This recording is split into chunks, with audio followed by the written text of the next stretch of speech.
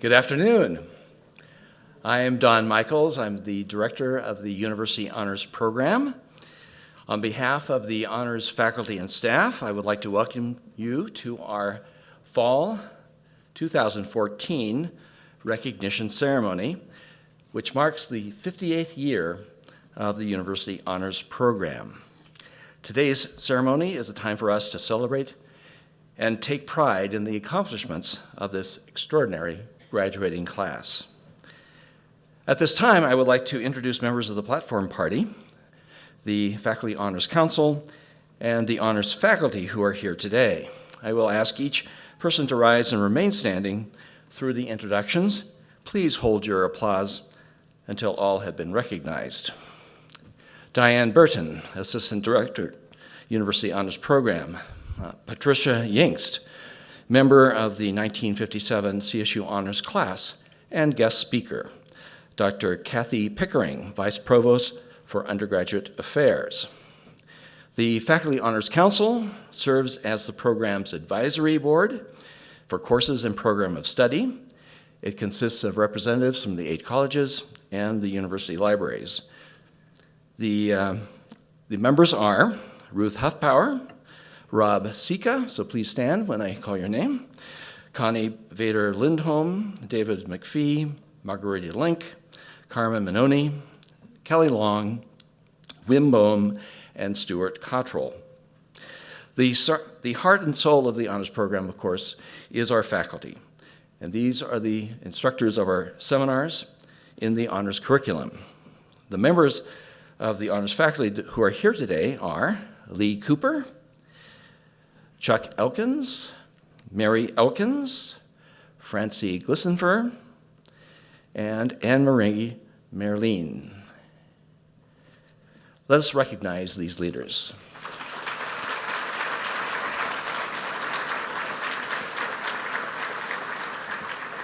Thank you very much. All honors students must complete a senior honors thesis. The student works closely with a faculty advisor, usually over a period of 2 semesters and sometimes more.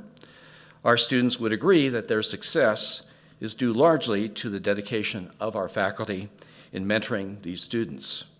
Would the honors thesis advisors please stand and be recognized who are present here today? Thesis advisors?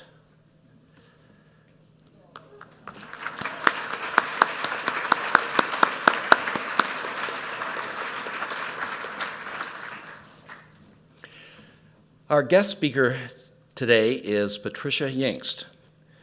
Patricia graduated in applied chemistry from CSU in 1957. That same year, she participated in the first honors class taught by Dr. Willard Eddy. She attended the class on Saturday mornings. Saturday morning, students. Okay. Real dedication. And she says that she often left with new perspectives on the world.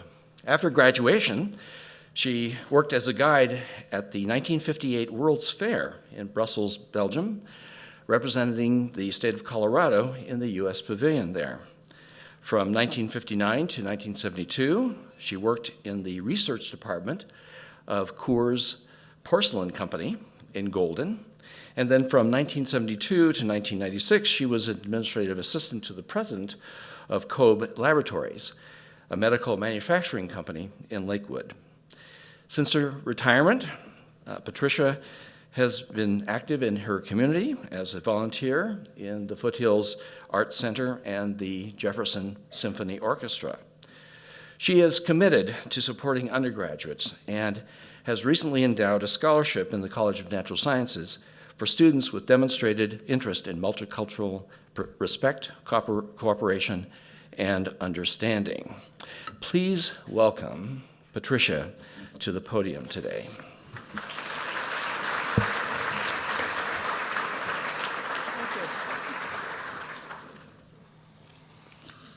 Well, when I was asked to speak today, my initial reaction was, what could a technologically impaired alumna entering her 80th year possibly have to say to this powerhouse group? Well, here goes.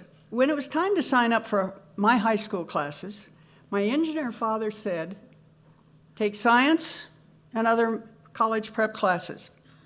The reaction of my high school principal of the time was, what do you want science for? You'll never use it.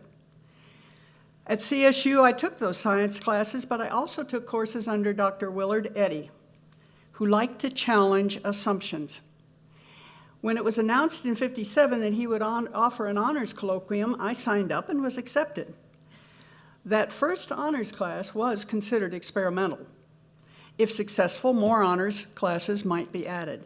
Looking at the honors program today, I feel honored to have been a part of that first class.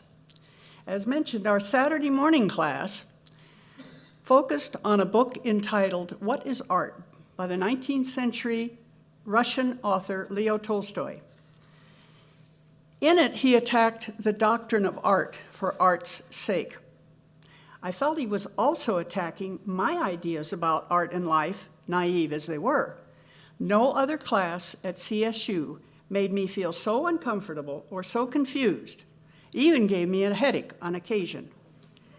Years later, remembering how Dr. Eddy had poked at our perceptions, and in a period of self-doubt, I visited him, hoping for some new insights.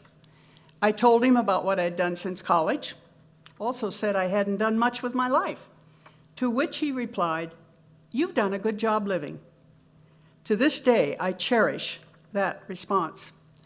After graduation, I headed to Europe, armed with contacts from my mother's volunteer work with international students and visitors. While in Europe, I took in the major cities and sites, was welcomed into the homes of visitors who had visited our home, and worked as a guide in the U.S. Pavilion, as mentioned. Back then, European students seemed to me so much more worldly than American students. Remember, this was before PCs and the internet. Well, in Europe, students could strap a pack on their bikes, hop a train, and in an hour or two be in another country, hearing another language, and coping with other ways of doing things.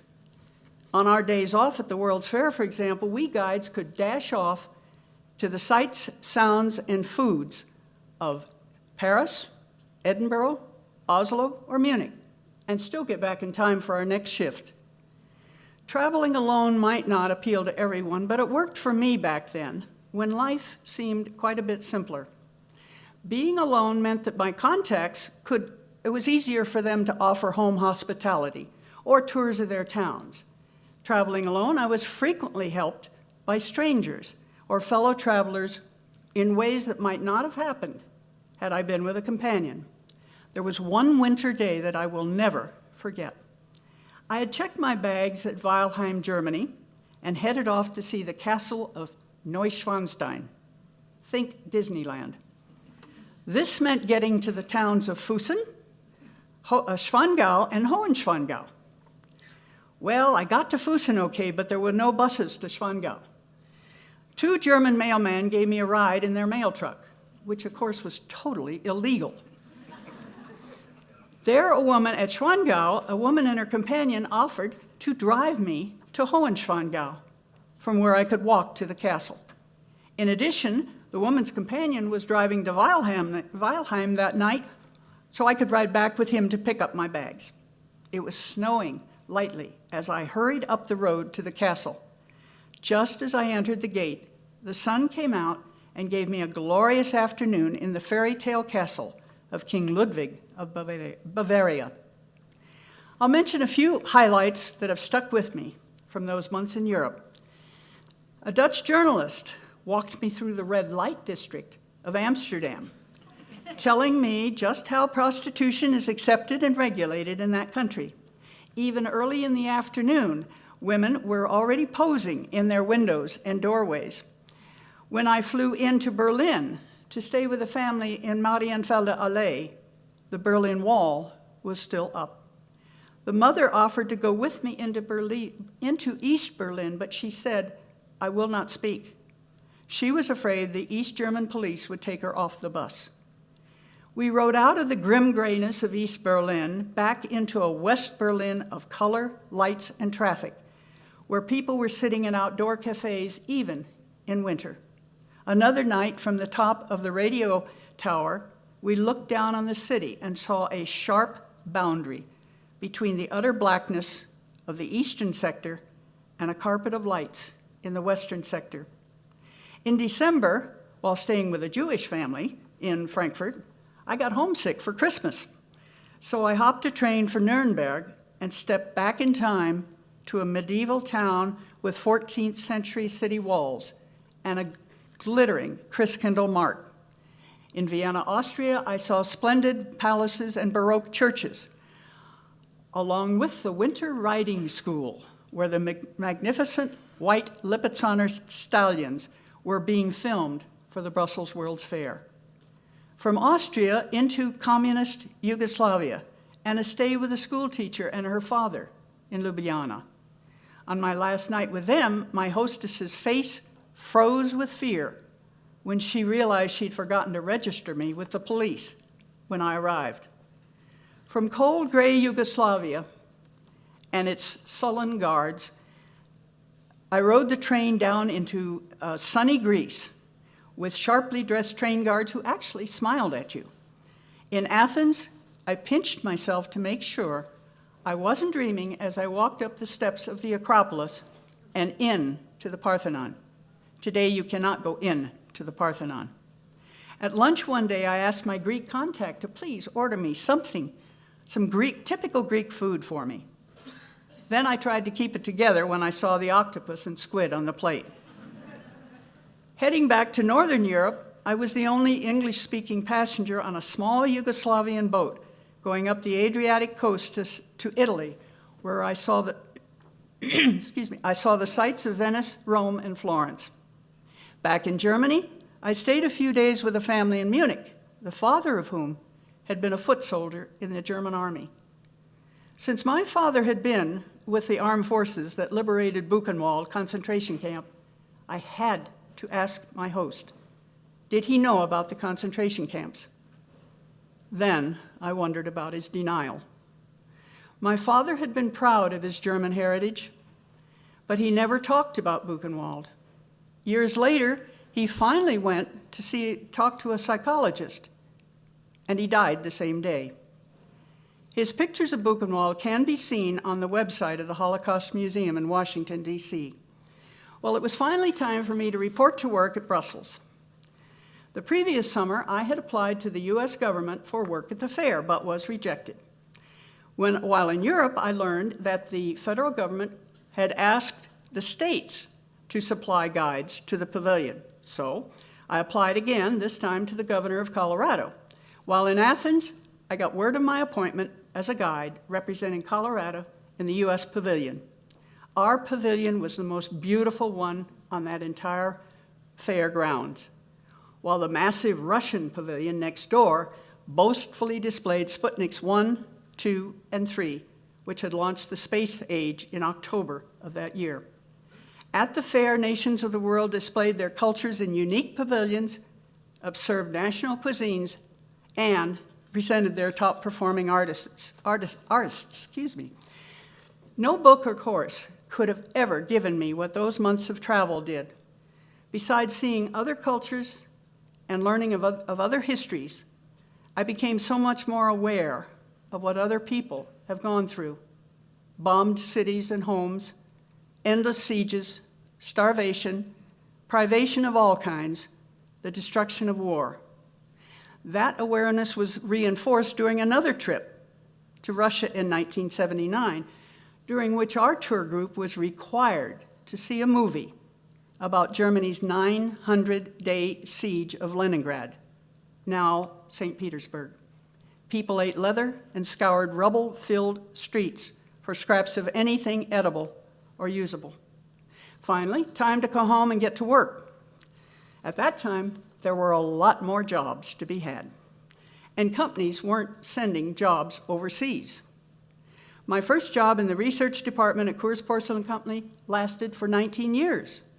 My next job at the medical manufacturing company in Lakewood, I published a newsletter for employees of what became a worldwide enterprise. and retired after 26 years at that job. One of my friends had one job from her high school graduation until retirement. Longevity, work longevity like that, is probably a thing of the past. Another big change has been technology, which now does enable companies to outsource jobs pretty easily. Another one of my friends is a technical illustrator. When we worked together in Lakewood, she could step across the hall to talk to a technical writer about a technical document.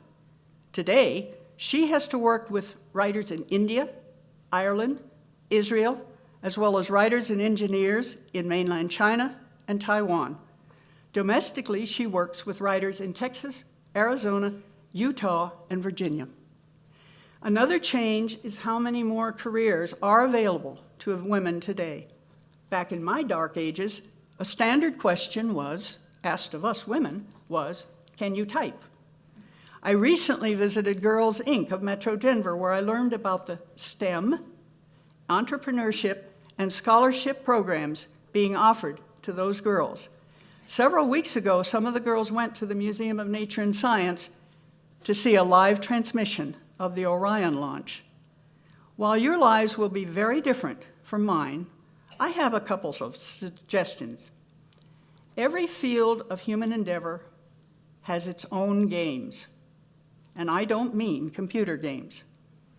Know yourself and your values so well that you can maintain your integrity throughout those games. Look for chances to touch other cultures, broaden your perspectives, and challenge your ideas. Today, I take classes through the Osher Lifelong Learning Institute. At one of its seminars, I recently heard Chris Dobbs, a correspondent for ABC, speak on the Middle East. He wants Americans to realize that not everybody wants to live exactly as we do. But people do, however, want the freedom to live in the way they want. A different perspective for me, from a man who's really been on the ground, having reported for more than 80 countries. These days, I'm thinking more about things that don't change. At one time, I wrote a few poems, one of which is called Relativity. What good power when one controls not oneself? What good money when one knows not value? What good time when one cannot wait? What good fame when one is forgotten? I don't have any formulas or secrets for success. Everyone must determine what success means for herself or himself, congruent with her or his own values. There were times in my life when I felt I hadn't done anything. However, today, I have wonderful memories and some financial independence, thanks to some early lessons from my mother, who knew how to stretch a buck farther than anybody I knew. So, as mentioned, in honor of my parents, I've established a scholarship in the College of Natural Sciences. Along the way, take time to look, listen, and live. I leave you with another poem that came to me as I was hiking out of the Grand Canyon by the light of the stars. Have you seen the stars from a mountain valley?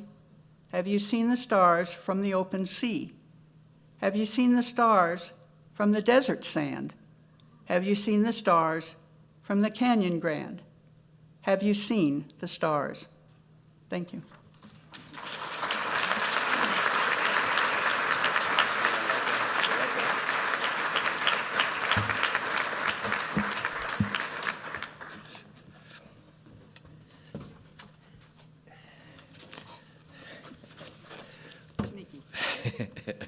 We have something for Patricia. As you can see, she's a wonderful person and a lot of fun to have here, and appreciate your comments. In recognition of her contributions to the ceremony and contributions just in life, please accept this plaque. Oh, my goodness. Thank you so much.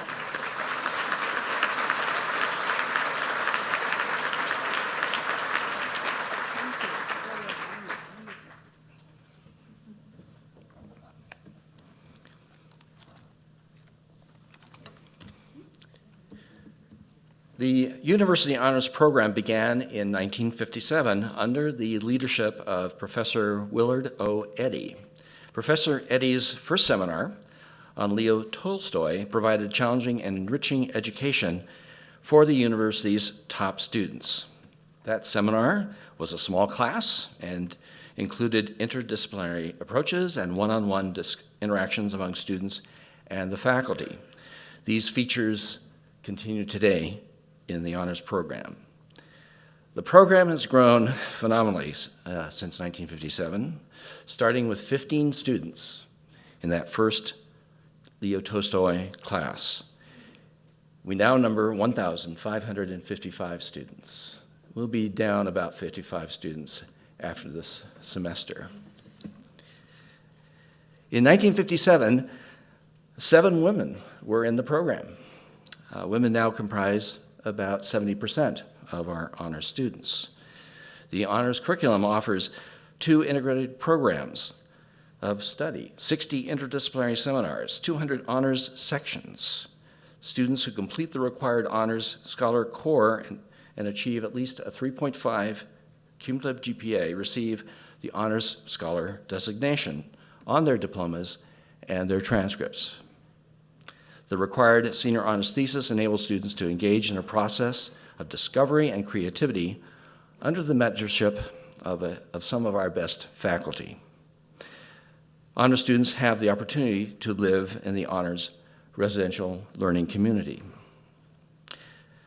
Before we award the medallions, I want to give you a brief profile of the fall 2014 graduating class.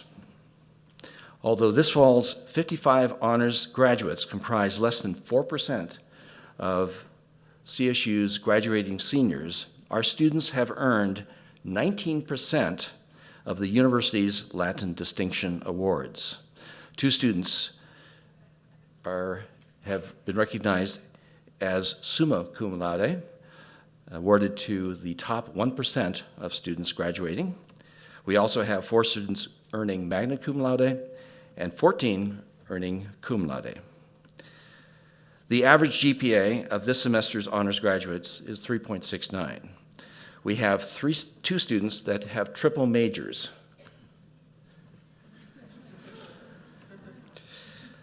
Six students graduating with double majors.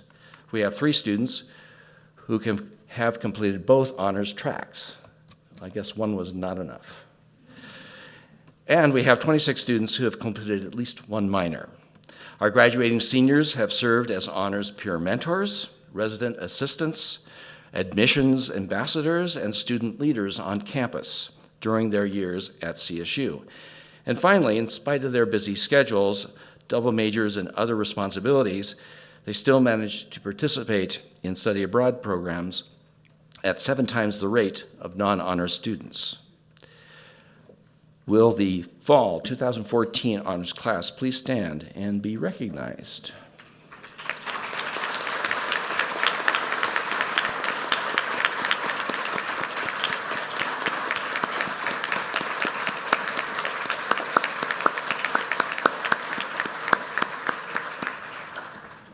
Please be seated. Now, the moment you've been waiting for, and that is the awarding of the Honors Medallion. Today's graduates are candidates for university and/or department honors scholar designations. Diane Burton will announce the name, major, and academic distinctions of the graduates as they approach the stage. And the program itself will describe the 2 honors designations in greater detail and lists the honors thesis title and faculty advisor of each student. So Diane will take the podium. Okay.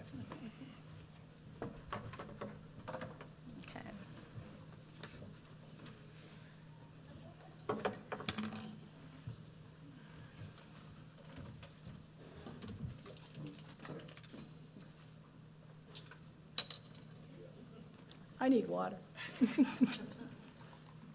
Thank you. Okay. Whoa.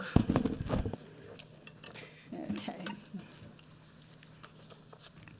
Okay, so that's, I guess we figured this out already. The students will line up over here. When I call your name, come up here, and then Dr. Michaels and our assistant provost will take care of the medallion, and the photographers will take care of the pictures. Okay? Hannah Baird, University Honors Scholar, biomedical science major in Spanish minor.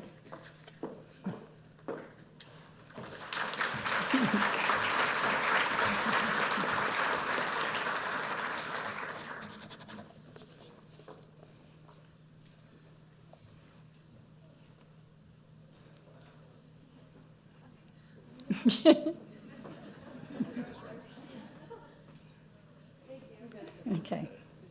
Kayla Jean Bose, University Honors Scholar, Construction Management major, and Spanish minor, magna cum laude.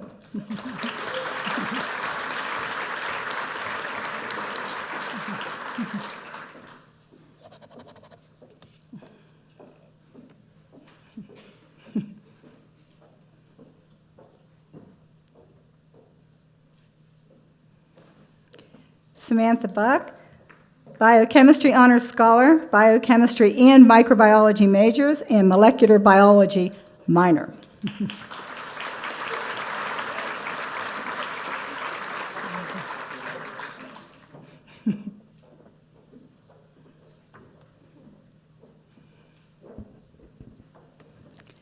Olivia Chavez, University Honors Scholar, Biomedical Sciences major.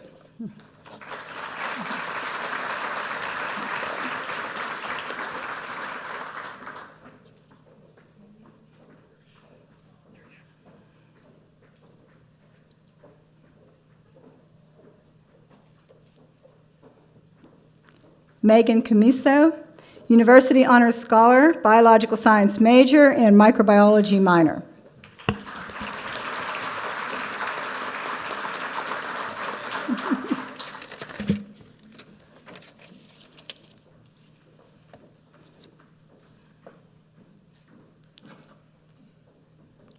Catherine Demlow, University Honors Scholar, Art major with studio concentration, cum laude.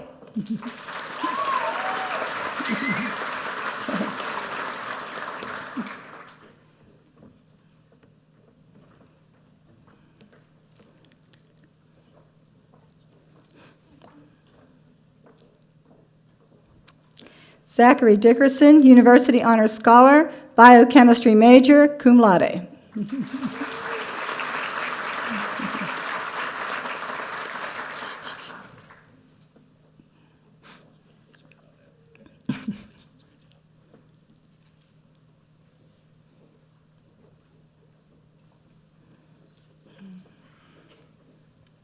Carolyn Draper, Civil Engineering Honors Scholar, Civil Engineering major, Spanish minor.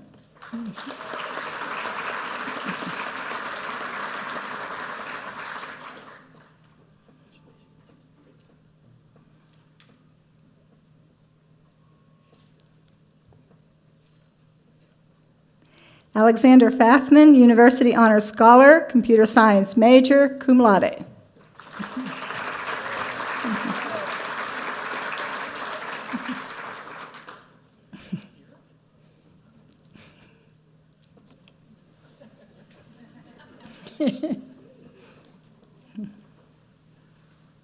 Samuel Felton, University Honors Scholar, Computer Engineering major, and Computer Science minor.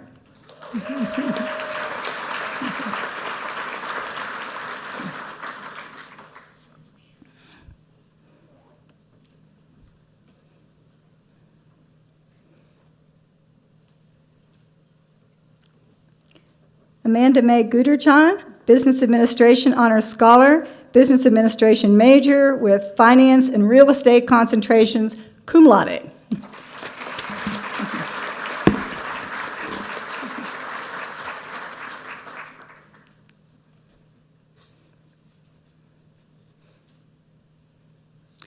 Okay, and here's one of our triple majors.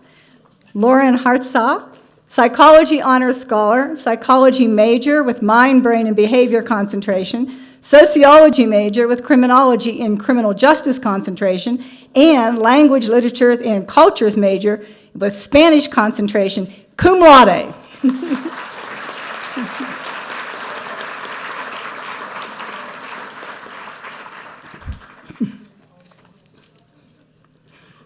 Connor Hendrick, Biochemistry Honors Scholar, Honors Outstanding Scholarship, Biochemistry Major, Mathematics Minor, summa cum laude.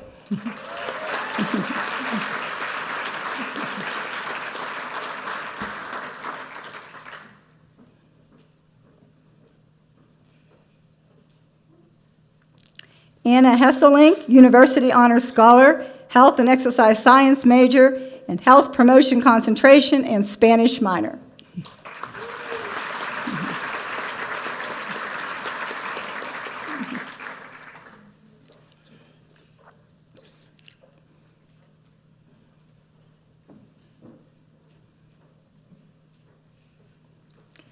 Hillary High, University Honors Scholar, Biological Science and Music Majors.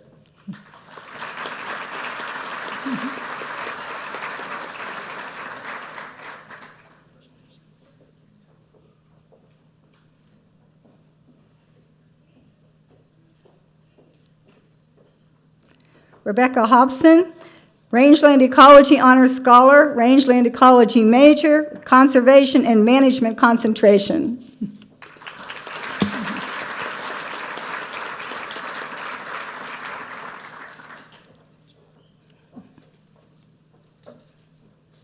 Jennifer Jackson, University Honors Scholar, Political Science Major and Business Administration, Global Environmental Sustainability and Environmental Affairs Minors, cum laude.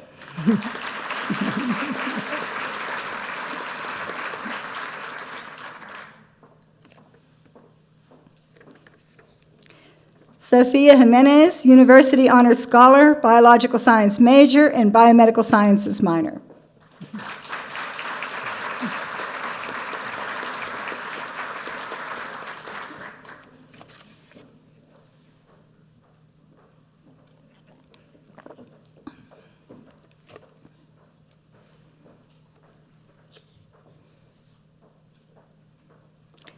Laura Kello, Biomedical Sciences Honors Scholar, Biomedical Sciences Major.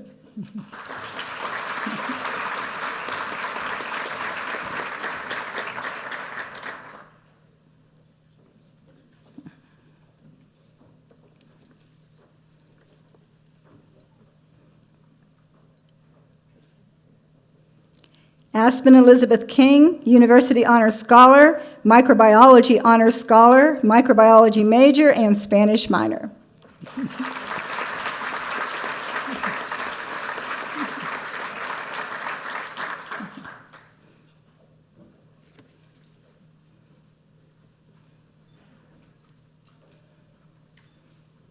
Tyler Connect, University Honors Scholar, Soil and Crop Science Major, Spanish Minor, magna cum laude.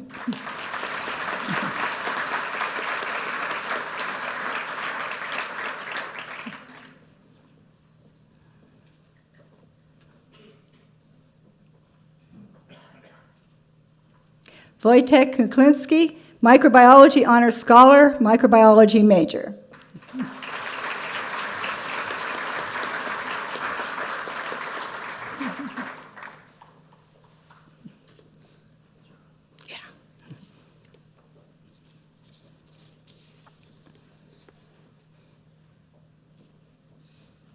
Krista Lee Lockwood, University Honors Scholar, Microbiology Honors Scholar, Microbiology Major.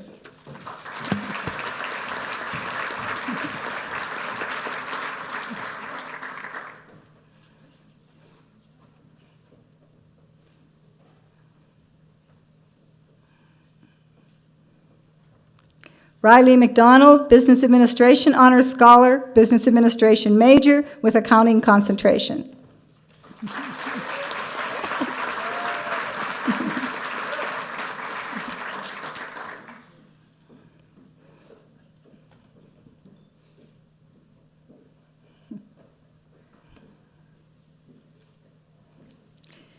Ryan Nash, Computer Engineering Honors Scholar, Computer Engineering Major.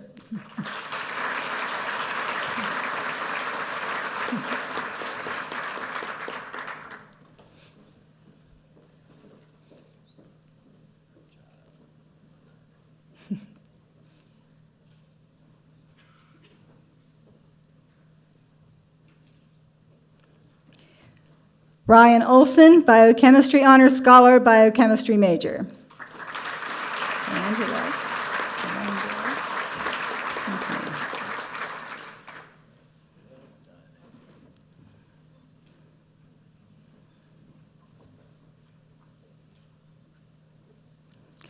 Calandria Putini, Fish, Wildlife, and Conservation Biology Honors Scholar, Fish, Wildlife, and Conservation Biology major with Wildlife Biology concentration, cum laude.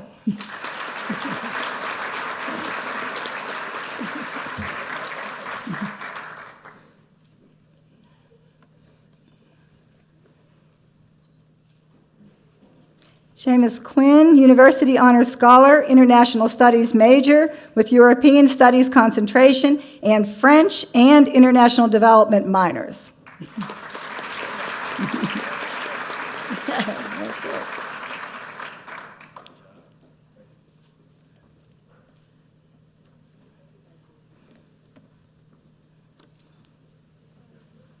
Samantha Renner, Economics Honors Scholar, Economics major, International Studies major with European Studies concentration, and German, Chinese, and Statistics minors.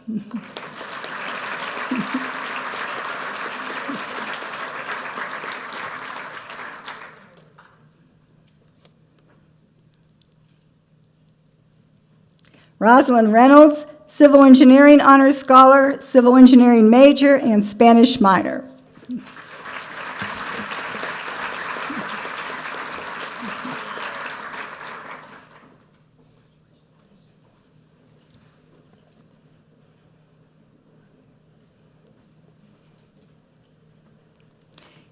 Ian Power Ryan, University Honors Scholar, Health and Exercise Science major with Health Promotion concentration and Business Administration minor.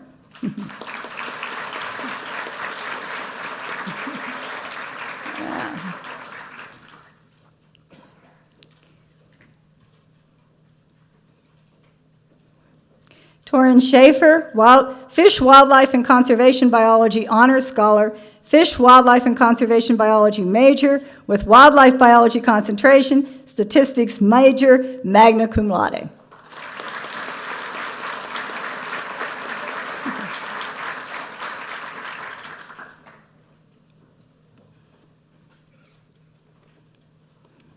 Zachary Schrag, University Honors Scholar, Computer Science major, and Mathematics minor.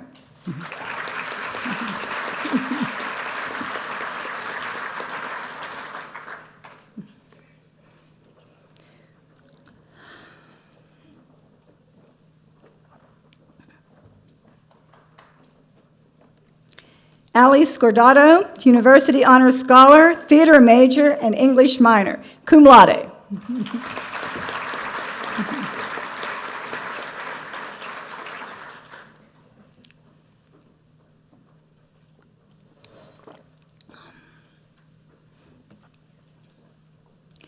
Whitney Porter Smith, here's another triple major. Business Administration Honors Scholar, Business Administration major with Marketing concentration, Psychology major with Industrial Organizational Psychology concentration, and Language, Literature, and Culture major with French concentration, wait for it, summa cum laude, and she has a 4.0.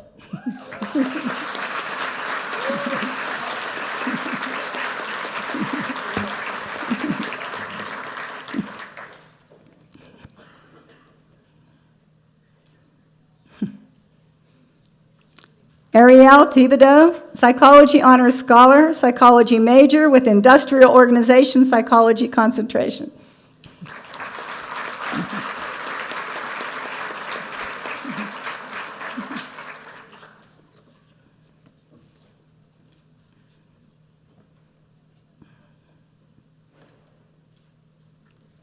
Lucas Thompson, University Honors Scholar, Civil Engineering major, English minor.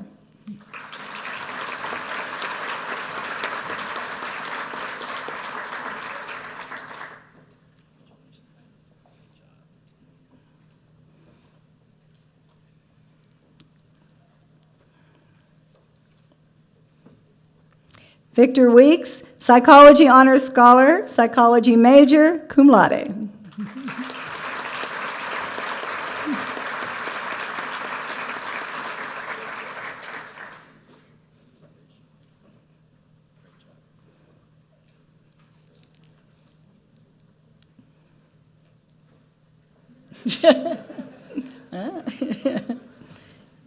Amber Weimer, University Honors Scholar, Biological Science major, cum laude.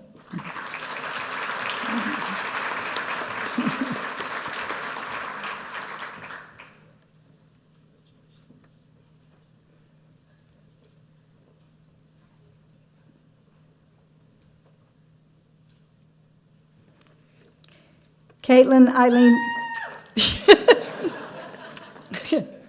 Okay. Caitlin Eileen Wilson, University Honors Scholar, Biomedical Science major, Chinese minor.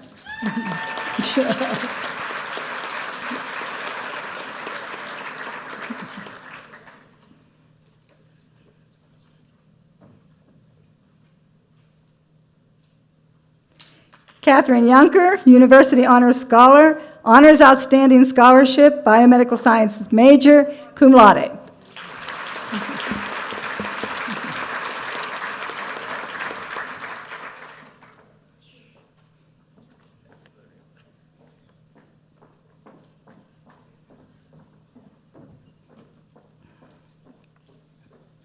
Okay, that's it. Just kidding.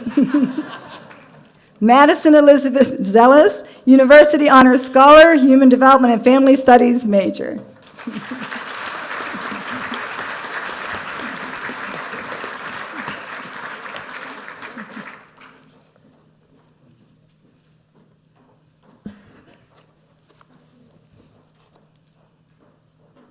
Thank you very much for the privilege of being able to announce your names, and we will miss you, every one.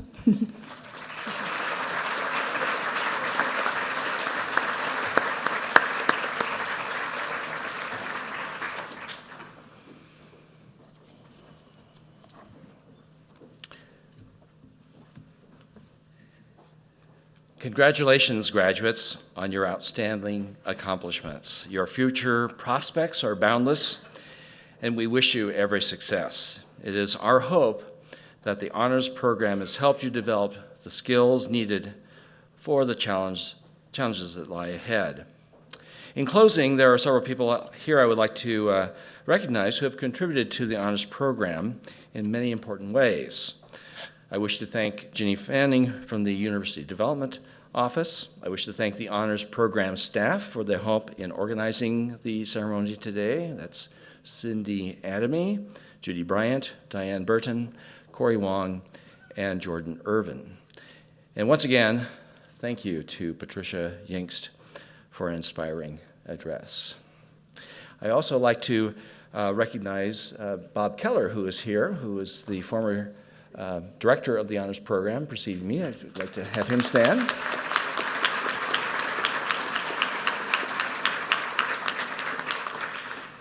And finally, there's just one more thing, and that is there's one more group I want you to thank today, and that is your biggest fans. Now, we are certainly big fans of you guys, but there's a bigger group of people out here that has contributed to your education and encouraged you and been there to support you to this day, and that is your family and friends who are here. So I would like you to stand and recognize your family and friends for all they've done for you.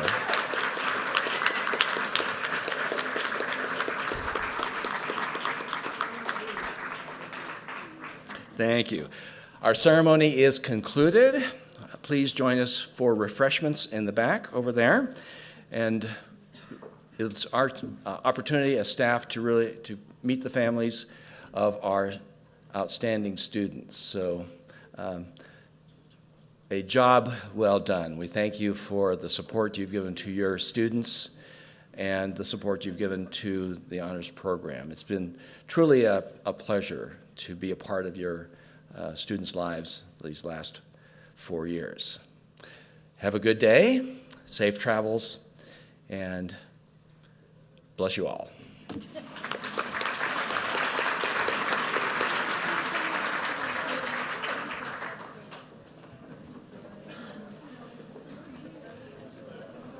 Yeah, you do a group photo? Yes.